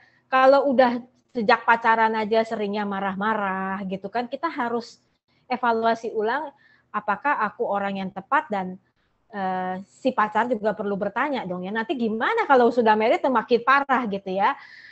Iya Kak ya. Kecuali kita lihat lagi sejarahnya gitu ya, dari yang sebelum-sebelumnya. Aku nggak tahu TK kamu itu pacaran berapa kali gitu ya, apakah dengan pacar-pacar sebelumnya juga selalu begitu. Tapi kalau khusus untuk orang ini selalu ribut, selalu konflik, aku rasa itu perlu evaluasi ulang sih. Ya, tergantung, itu mesti dilihat lebih jauh sih ya, Erika ya. Buat aku adalah kalau bisa, ya janganlah kita istilahnya mancing-mancing diri kita, sengaja diperhadapkan pada situasi yang membuat kita terstimulan terus gitu kan ya. Kalau boleh sih malah jangan, ya kalau boleh ya. Meskipun betul waktu kita bilang aku mau sabar nih, anggaplah si Dani Saragi tadi bilang aku tuh orangnya kurang sabar gitu ya, terus bilang sama Tuhan, Tuhan aku mau belajar sabar, besoknya beneran gitu ya ketemu situasi yang bikin gak sabar gitu kan ya. Ya mungkin itu Tuhan sedang mengizinkan kamu mengalami itu. Tapi kalau sengaja kita cari-cari gitu ya, supaya aku mau belajar sabar, ya udah aku cari situasi yang memang bikin aku terus-terusan gak sabar,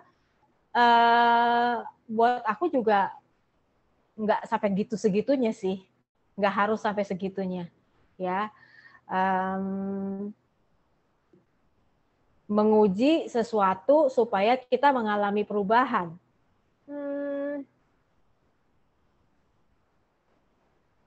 Jangan jangan meminta sesuatu yang belum tentu kita juga sanggup sih kalau buat aku ya. Karena dalam kehidupan sehari-hari itu sebenarnya banyak kok yang nantinya kita diproses juga gitu, nggak harus mencari-cari juga sih. Oke, baik Kak. Oke. Iya. Dari Abang Kakak nih, ada lagi yang mau bertanya? Silakan Kakak Abang. Isi dong, Kak Virji. Ya. Dari? Iya, Herlita. Boleh. Silakan Kak. Iya, terima kasih ya. Saya ini mau berbagi pengalaman. Ya. Sekarang kan di di pemerintahan ini, Kak Virji. Sebelum posisi saya yang sekarang itu di bidang pemberdayaan perempuan dan perlindungan anak sebagai kepala bidang. Saya punya 3 staf. Salah satunya itu adik ipar kandung saya. Oke. Adik suami kandung saya. Oke. Saya agak merasa ini juga ya, dengan berhadapan dengan adik ipar kandung yang sudah tahu karakternya, ya saya bilanglah dulu luar dalam seperti itu. Ketika bertemu di dalam pekerjaan, tentu kan kita kan harus profesional seperti itu. Namun saya lihat karena adik ipar saya kan baru juga dia menjadi kepala seksi, dia belum cukup bisa menerima ketika saya yang membimbing dia. Ada kesan sepertinya ketika saya bimbing, dia menganggap seperti di rumah gitu. Sebelum di tempat yang sekarang, saya sekretaris rumah sakit, punya orang yang saya pimpin 250 orang lebih, saya cukup enjoy. Mudah-mudahan puji Tuhan, mudah-mudahan ketika saya di rumah sakit itu, ketika keluar dari sana banyak yang merindukan saya ternyata. Puji Tuhan sekali Mbak Virgi. Ketika misalnya saya kunjung ke rumah sakit, masih banyak yang mengatakan, Bu, balik lagi ya ke rumah sakit, balik lagi ke rumah sakit, seperti itu. Namun di tempat yang sekarang hanya 3 orang yang saya pimpin, sepertinya saya lebih tertekan ini, Mbak. Di mananya? Karena akhirnya sering seperti ini. Yang 3 orang tidak bisa mengerjakan, ya udah saya ambil alih karena saya penanggung jawab dari bidang saya itu. Apakah akhirnya mereka jadi nanti toh bisa dikerjakan juga sama Bu Herlita atau gimana? Tapi karena rasa tanggung jawab saya, seperti apapun mereka, ya udah saya ambillah tanggung jawabnya seperti itu. Namun saya tetap berusaha untuk memberikan pembinaan. Misalnya saya sudah agendakan itu, setiap sekali sebulan minimal harus ada rapat internal. Di luar itu sesuai kebutuhan saya langsung lakukan briefing, saya coba membimbing mereka satu persatu seperti itu. Namun cara kerja saya itu sepertinya kurang bisa diterima oleh teman saya yang 3 tadi, padahal kami sudah ini masuk 10 bulan menjadi satu tim. Jadi jujur aja Mbak Virgi, perasaan saya kok dengan situasi kami hanya 4 orang satu tim, kok saya tertekan. Padahal waktu di rumah sakit sebelumnya 268 orang kami, saya bisa enjoy kira-kira begitu. Ini kira-kira di mana ini letaknya Mbak Virgi?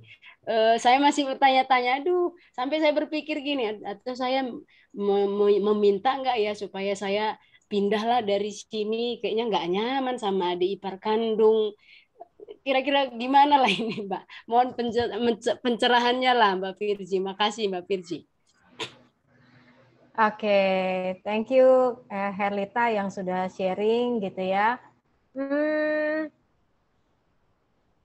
Sepertinya kalau aku melihat Herlita itu sedang diproses sama Tuhan untuk menerima challenge yang jauh lebih susah. Ya.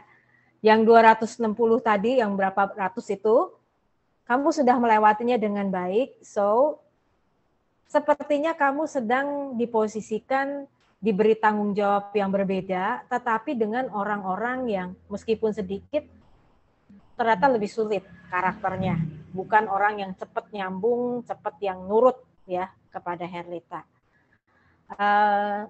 Mungkin saya cuma bisa kasih saran sederhana ya, karena saya juga nggak terlalu paham ininya. Coba pola kerja itu didiskusikan, ya. Harapannya Herlita seperti apa, harapan dari kawan-kawan itu maunya seperti apa, sambil mendiskusikan tujuan yang mau dicapai sama nggak sih sebenarnya, ya. Kalau tujuannya sama, nah sekarang untuk bisa mencapainya masing-masing punya caranya, ya. Nah pada waktu proses diskusi itu, hopefully akhirnya mulai ketemu sebenarnya yang mereka harapkan ada nggak sih titik ketemunya dengan pola yang Herlita pengen dikerjakan, ya pengen dikerjakan. Misalnya apakah mungkin dilakukan kompromi juga, istilahnya oke, caranya Herlita begitu, tapi caranya bawahan Herlita ini agak beda. Tapi bisa ketemu nggak gitu ya, supaya nanti ada kesepakatan bersama di mana Herlita nyaman, orang tersebut juga nyaman sebenarnya. Ya, nah kalau bicara dengan adik ipar, kalau buat aku pribadi, kebetulan aku lagi bimbing satu keluarga lah ya, yang mereka kerja bareng-bareng gitu ya, dan itu juga jadi kisruh. Masih mending lah mungkin Herlita ketemunya sama adik ipar, kalau ini ketemunya sama ayah sendiri, ya. Jadi kisruhnya tuh sampai nangis apa segala macam. Nah, ketika di dalam pembicaraan ini ketahuan bahwa tidak pernah ada diskusi yang jelas tentang boundaries. Ya, sehingga relasi di dalam keluarga itu dibawa juga tanpa masing-masing orang menyadari ada pola yang berbeda loh ketika udah kita kerja, nggak bisa sama. Ya, nah untuk bisa membangun boundaries itu mau nggak mau diomongin lagi. Ya, ada aturan-aturan, ada harapan-harapan yang perlu dikomunikasikan baik dari Herlita maupun dari adik ipar. Ya, sesuatu yang memang harus dibicarakan. Misalnya contoh boundaries itu seperti kasus yang saya lagi tanganin gitu ya. Si ayah itu punya kecenderungan suka ambil keputusan sendiri. Ya, misalnya nih karena ini berkaitan dengan bakery ya, jadi si ayah misalnya main langsung bilang sama bawahan, kamu kirim ya misalnya kue ke sini sejumlah 2 lusin, padahal disepakati kalau hari libur tuh nggak ada yang baking gitu kan ya. Nah itu mau nggak mau harus bikin aturan. Aturannya seperti apa? Misalnya disepakati kalau itu dilanggar, si bawahan boleh nolak dong untuk tidak melakukan karena aturannya tertulis. Jadi jangan saya bilang bikin aturan yang cuma omong-omong doang. Harus bikin aturannya tertulis. Ya, jadi perlu komunikasi sih. Kalau baliknya perlu komunikasi, ditingkatin lagi. Bagaimana caranya menyampaikan idenya saya dan bagaimana kita mendengar juga sebenarnya maunya mereka itu seperti apa. Ya, dan mencari jalan keluarnya bersama. Ya. Mungkin untuk sementara saya cuma bisa komentar begitu dulu, Herlita. Ya. Karena banyak perusahaan keluarga gara-gara boundaries-nya nggak pernah dibuat, akhirnya jadi berantakan. Ya. Jadi itu mau nggak mau harus diomongin.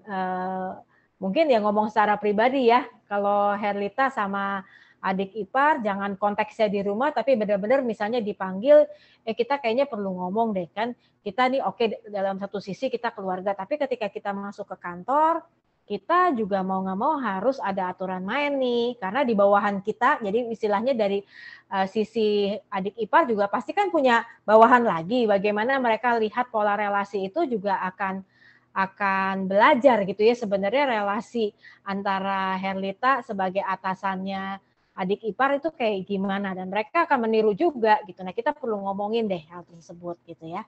Mungkin itu kali ya yang bisa saya sampaikan. Oke, yuk.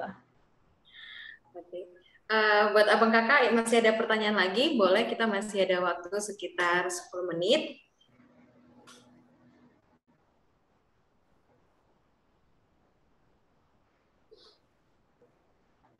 Silakan abang kakak.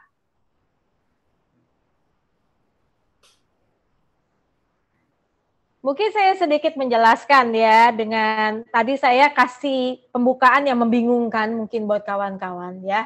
Iya, boleh Kak. Ya, jadi akhirnya saya bicara sama kawan yang merasa ragu bahwa dia bisa berdampak apa enggak gitu ya. Terus saya bilang sama dia, kalau kamu kepingin berdampak, itu harus dimulai dari perubahan dalam diri kamu sendiri. Ya. Bagaimana orang mau ngikutin kamu, mau dengerin kamu, mau berubah juga, itu tergantung bagaimana kamu sendiri memimpin hidup kamu sendiri. Ada personal growth yang juga kamu alami, itu mau nggak mau nanti akan berefek kepada bawahan-bawahan kamu, kepada jemaat yang kamu layani, gitu kan. Sama lah sebenarnya kalau kita sebagai pemimpin kelompok kecil ya dalam konteksnya perkantas gitu ya. Kan kalau pengen supaya anak-anak kelompok kecilnya praktek di dalam iman, kan mau nggak mau mereka lihat dulu PKK-nya gimana nih, pembimbing saya kayak gimana. Lah kalau pembimbingnya sendiri tidak ada menunjukkan transformasi, nggak ada hal yang bisa diteladani, ya mereka juga males ya biasanya ya. Nah itu saya bilang sebegitu pentingnya self leadership sebenarnya. Berefek ketika kita kerja di kantor, berefek nanti kalau kita satu saat sudah menikah, punya anak, anak juga akan lihat papa mamanya gimana nih, teladan apa enggak. ya. Cuma asalkan kita juga harus jaga motivasi ya teman-teman ya. Jangan sampai kita berubah cuma sekedar oh aku harus jadi teladan gitu ya, nggak jadi otentik juga. Ya, perubahan itu harus otentik, benar-benar dari diri kita sama waktu kita ketemu sama anak kelompok kecil sama di luaran tuh sama istilahnya. Iya, artinya menjadi apa adanya ya Kak ya? Iya, betul banget. Iya. Oke. Satu pertanyaan lagi boleh dari Abang Kakak? Boleh bertanya ke Kak Virginia? Ada? Oke, sepertinya tidak ada lagi ya Kak ya. Iya, kalau aku dari pribadi yang boleh aku simpulkan dari diskusi kita Kak dan pemaparan Kakak, cara untuk membangun self leadership kita, pertama kita harus memperbaiki relasi kita dengan Tuhan. Ya, dan yang kedua kita harus menyadari bahwa value itu sangat penting untuk hidup kita. Dan ketiga kita harus tahu target kita dan selalu mengevaluasinya. Dan target ini boleh lebih rinci, detail seperti apa. Dan yang keempat, kita harus memiliki kontak dengan sesama atau bisa sahabat atau saudara yang memiliki kontak lebih banyak supaya kita melihat bahwa value kita itu teruji dan kita bisa mempraktekannya. Oke. Itu dari aku. Atau dari Kakak boleh silakan menyimpulkan diskusi kita pada malam hari ini Kak. Iya, kalau dari aku pribadi aku tetap balik dengan 3 tahap tadi ya. Self leadership itu dimulai dari kita kenal dulu diri kita siapa.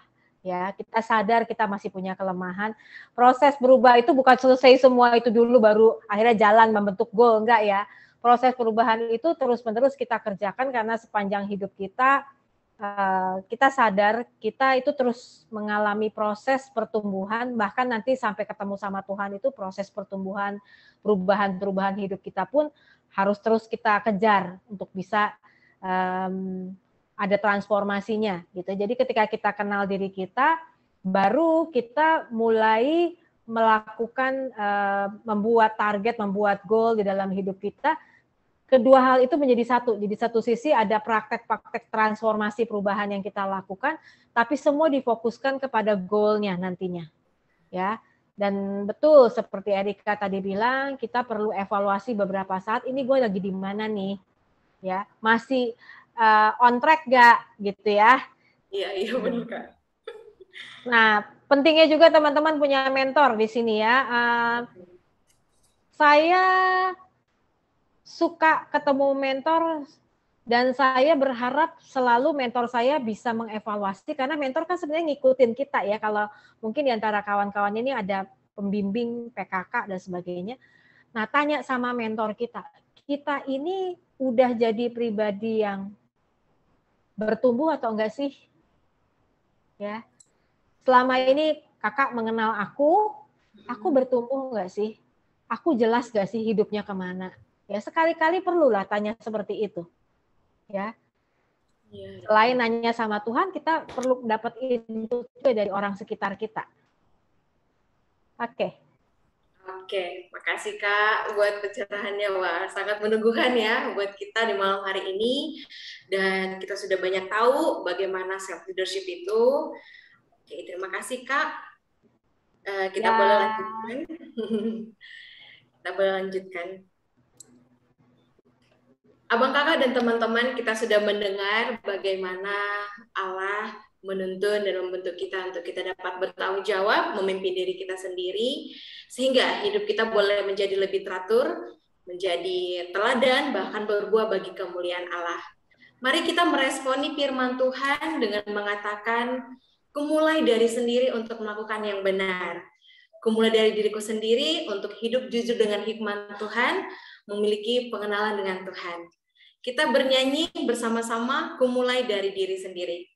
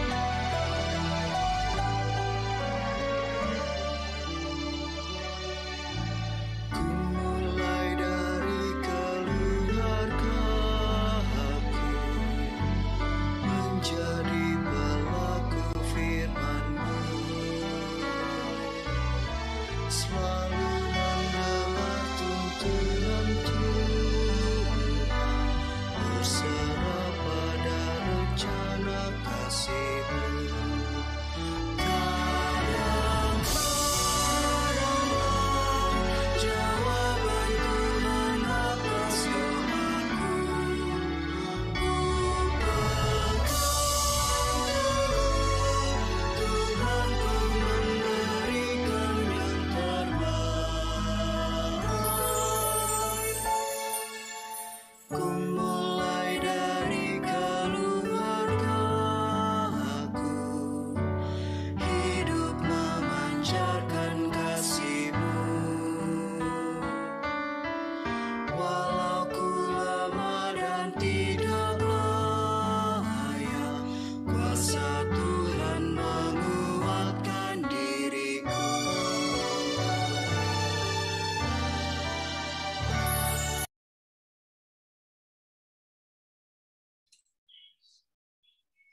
Kita akan mendengarkan wakfa.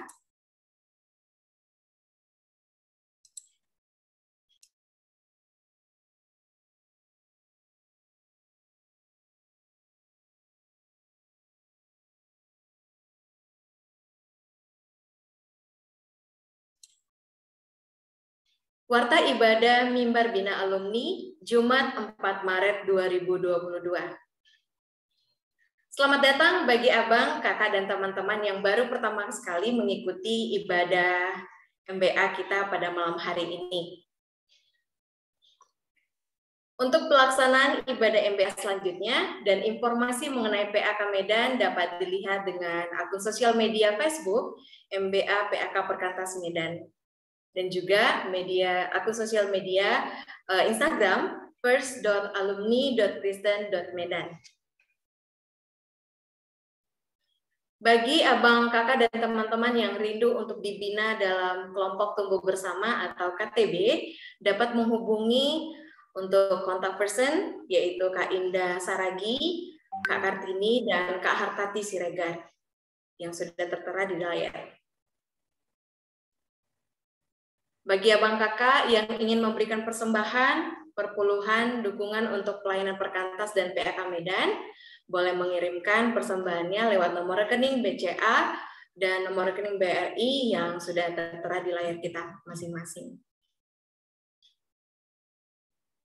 Atau juga bisa menggunakan QRIS BCA Perkantas Medan.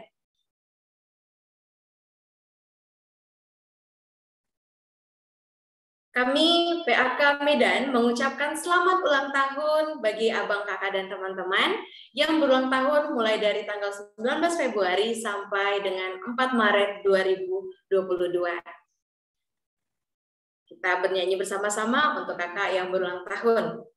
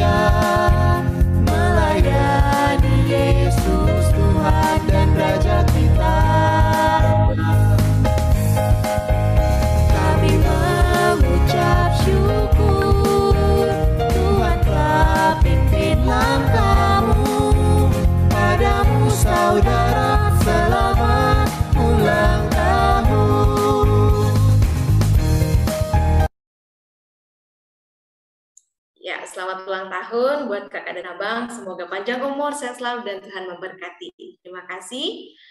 Dan kami, tim MBA PAK Perkantas Medan, mengucapkan banyak terima kasih untuk Kak Virginia Gunawan, MTH, atas pelayanannya Kak sebagai pembicara di ibadah dan diskusi MBA PAK Medan hari ini, Self Leadership.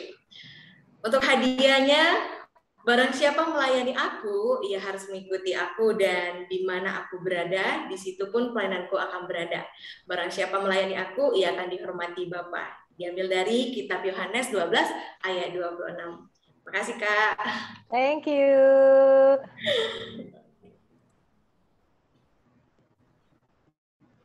Abang Kakak dan teman-teman, dalam pengenalan kita kepada Tuhan, Dia bekerja untuk mengubahkan dan membentuk kita menjadi pribadi hidup baru yang berkenan kepada Allah. Dia yang melayakan dan berkuasa membaharui hati kita. Hidup bagi Allah merupakan langkah yang tepat untuk kita dapat memimpin diri kita sendiri, sehingga kita berubah untuk memimpin orang sekitar kita. Mari menyatakan komitmen kita untuk mengenal Dia, untuk diubahkan dan memiliki hidup bagi Dia melalui pujian. Di akhir pujian ini, saya persilakan Kak Virginia untuk menutup seluruh rangkaian ibadah kita dalam doa.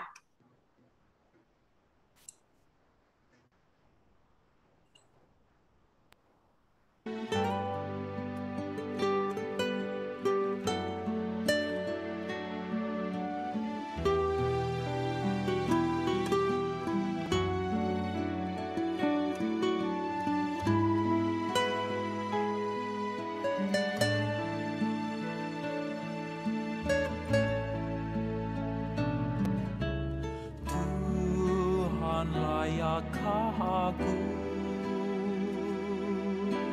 hingga kau memilihku. Dulu aku pun seterumu, angkuh dan tercela, hingga kau beri hidup di dalam anugerah-Mu. Kau memanggil diriku, oh Tuhan, hidupku milik-Mu kini. Ku mau memberi yang terbaik bagi-Mu. Kau kenal segenap jiwaku, Kau ubah hasrat hatiku, baharu hidupku untuk menuju rencana-Mu yang mulia. Ku mau mengenal diri-Mu, diubah oleh kuasa-Mu, biar hidupku menyatakan besar kasih-Mu bagi dunia milik-Mu.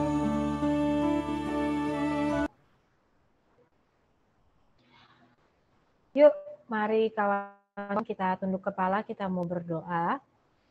Tuhan, terima kasih untuk malam ini, untuk kesempatan bersekutu, beribadah, dan berdiskusi. Tuhan, tolong setiap kami sungguh-sungguh mau mempraktekkan, belajar, menjadi pribadi-pribadi yang mampu memimpin diri kami sendiri dengan berpatokan, dengan berdasarkan kepada pimpinan Tuhan saja.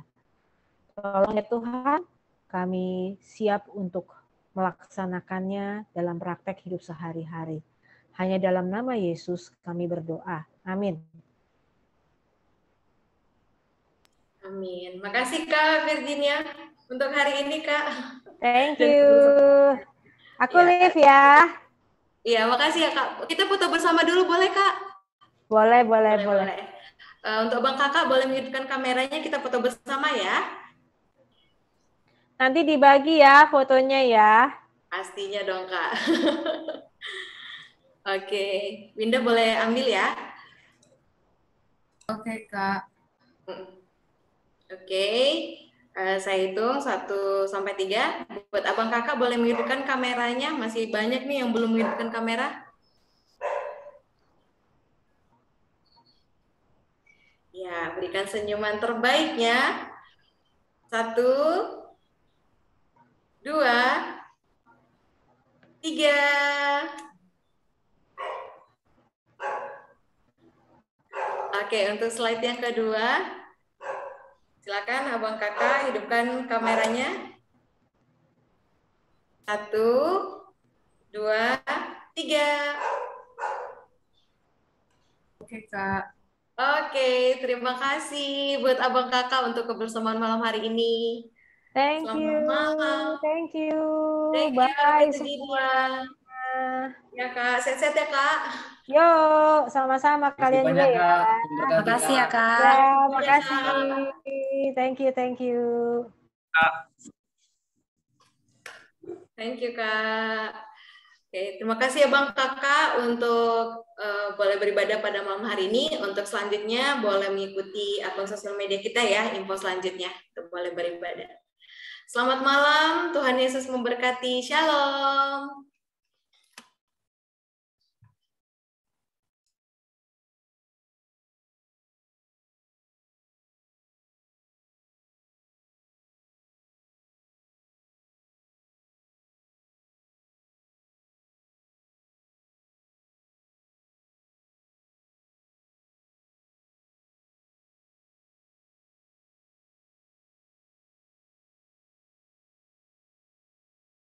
Ya, thank you Bang Dani atas pelayanannya hari ini. Ya, selamat malam. Terima kasih semua. Terima kasih Heri. Terima Dani. kasih Bang Septa. Terima kasih Erika. Tetap semangat semuanya, jaga kesehatan. Oke, pastinya dong Bang, tetap semangat. Halo. Oke.